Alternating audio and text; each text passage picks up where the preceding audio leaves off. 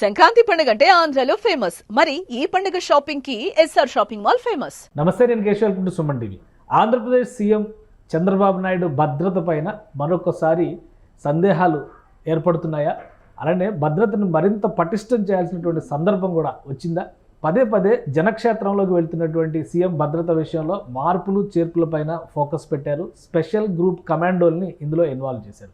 ఇప్పటికే Z+ category భద్రత ఉన్నప్పటికీ ఎందుకు చంద్రబాబు నాయుడుకి సంబంధించిన సెక్యూరిటీ విషయంలో మార్పులు చేర్పులు చేస్తున్నారు? ఈ అంశాన్ని విశ్లేషించేటువంటి ప్రయత్నం చేద్దాం. మనతో పాటు టీడీపీ నాయకులు, అలానే తెలుగుదేశం పార్టీ వాణిజ్య విభాగం వైస్ ప్రెసిడెంట్ కిరణ్ గారు. కిరణ్ గారు నమస్కారం. నమస్తే అండి. సీఎం సెక్యూరిటీ విషయంలో అంటే ఆయన ముఖ్యమంత్రి అయిన తర్వాత పదే పదే చెబుతున్న మాట ఏంటంటే పరదాలు లేని ముఖ్యమంత్రి, ఎక్కడికైనా నేను జనంలోకి వచ్చేస్తానని చెప్పని అంటున్నారు. ఇప్పుడు సడన్గా సెక్యూరిటీలో మార్పులు చేర్పులు, ఆల్రెడీ Z+ కేటగిరీ ఉంది, అయినా కానీ మార్పులు చేర్పులు తప్పవు. అలానే ఆయన వెళ్ళేటువంటి రూట్ పర్యవేక్షణ కూడా డ్రోన్ సహకారంతో చేయాలి అనేటువంటి అన్న ఎందుకు ఇంత సీరియస్ డెసిషన్స్ తీసుకోవడానికి కారణం ఏంటి? ఏమన్నా? ముందుగా సుమన్ టీవీ ప్రేక్షకులకు అలాగే మీకు శుభోదయం అండి. ముఖ్యంగా ఈరోజు ఆంధ్రప్రదేశ్ సీఎం చంద్రబాబు నాయుడు గారు సెక్యూరిటీ విషయంలో అడిషనల్ సెక్యూరిటీని ఎందుకు పెంచాల్సి వచ్చిందంటే, ఈయన అధికారం వచ్చిన తర్వాత ప్రజల్లోకి విస్తృతంగా, అంటే గతంలో చూస్తే మీరు 99లో కానివ్వండి, 2004లో కానివ్వండి, జన్మభూమి పథకాలని తీసుకెళ్ళడం కానీ, ప్రజల వద్ద పాలన కానీ, శ్రమదానం కానీ, అలా విస్తృతంగా, అంటే ముందు ఎక్కడికి వెళ్తున్నారో కూడా చెప్పకుండా జిల్లాల పర్యటన చేసినప్పుడు ఆకస్మికంగా తనిఖీలు చేయటం ఆయనకు మొదటి నుండి అలవాటు అండి. ఎందుకంటే ఆయన పని రాక్షసుడు.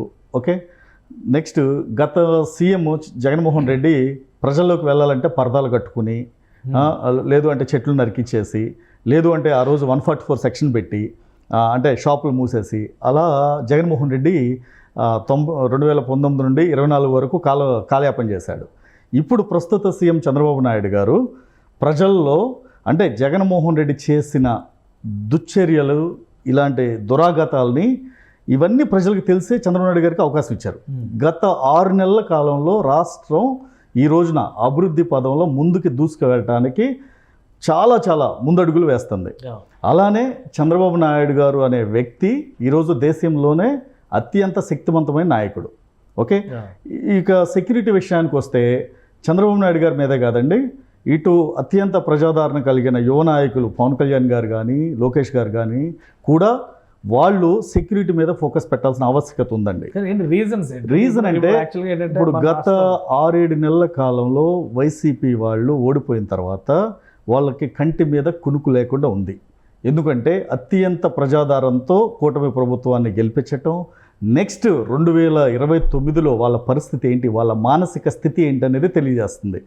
జగన్మోహన్ రెడ్డి ఇప్పటికీ అసెంబ్లీకి రాకుండా, ప్రజల్లోకి రాకుండా, ఈ రోజున ఒక ప్రతిపక్ష హోదా కూడా లేకుండా, దానికి కూటమి ప్రభుత్వం మీద ప్రతిపక్ష హోదా ఇవ్వలేదంటే, ప్రతిపక్ష హోదా కూటమి ప్రభుత్వం ఇవ్వకపోవటం కాదండి, ప్రజలు ఇవ్వాల.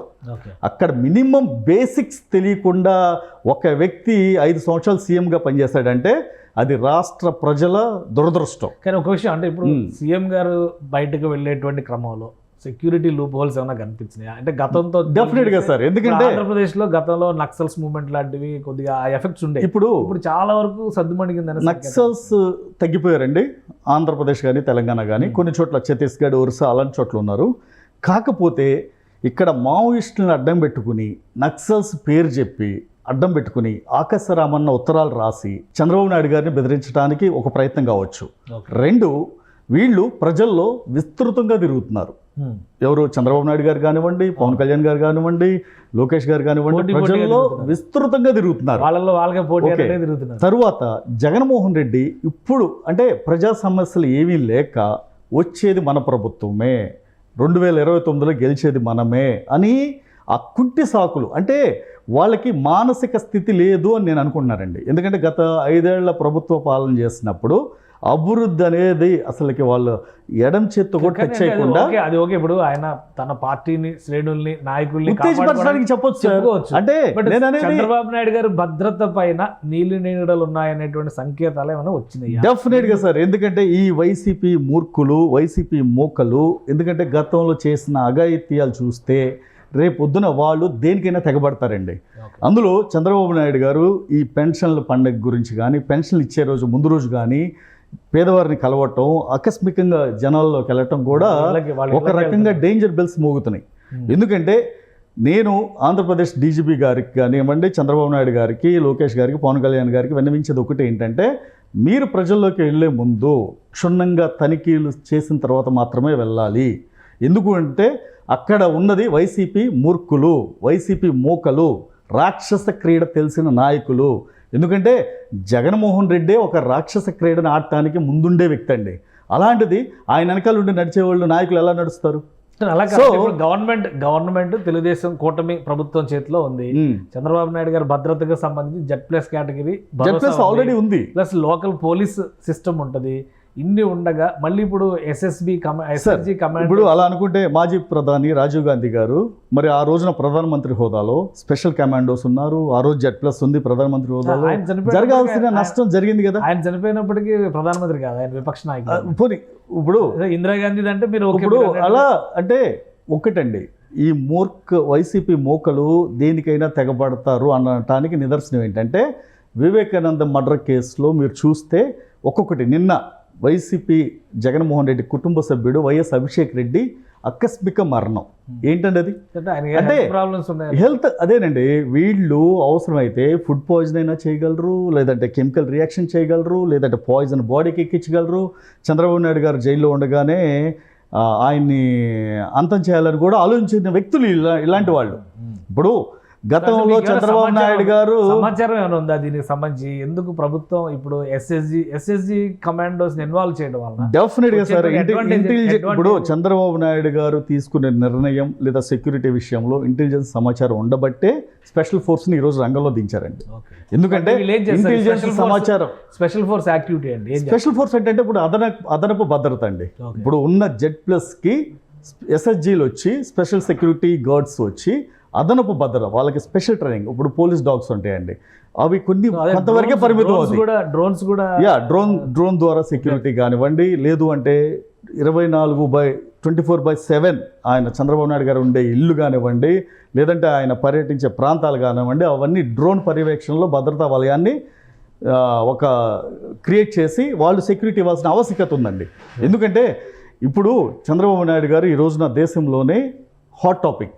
ఎందుకంటే ఆంధ్రప్రదేశ్ నూతన ముఖ్యమంత్రి అయిన తర్వాత ఆంధ్రప్రదేశ్కి వచ్చే పథకాలు కానివ్వండి, ఆయన బడ్జెట్ కానివ్వండి, లేదంటే నిధులు కానివ్వండి, ఇవన్నీ ఇప్పుడు వేరే రాష్ట్రాలకి వచ్చేటప్పటికి ఏమి ఇబ్బంది లేకపోవచ్చు. ఇక్కడికి వచ్చేటప్పటికి వైసీపీ నాయకులు కానీ, వైసీపీ నేతలు కానీ భయం ఉందంటారు. భయం అంటే వాళ్ళు అభివృద్ధి చేయలేరండి. అభివృద్ధిని ఆటంకం చేయాలంటే వాళ్ళు నెంబర్ 1. ప్లస్ నెక్స్ట్, ఇలాంటి సీఎంకి భద్రత లేదు అని ప్రజల్లోకి వెళ్ళి లేదా పెట్టుబడిదారులకి తెలిస్తే పెట్టుబడులు ఆపాలని కూడా ఇలా ప్రయత్నం కావచ్చు. వీళ్ళు ఎంతకైనా తెగబడతారండి. వీళ్ళని ఊరికే అంటే మనం ఏదో వాళ్ళు తక్కువ అంచనా వేసి చేయకూడదండి. దీన్ని దృష్టిలో పెట్టుకొని ముగ్గురు నేతలు, శక్తివంతమైన నేతలు ముగ్గురికి భద్రతా వలయం ఉండాలి.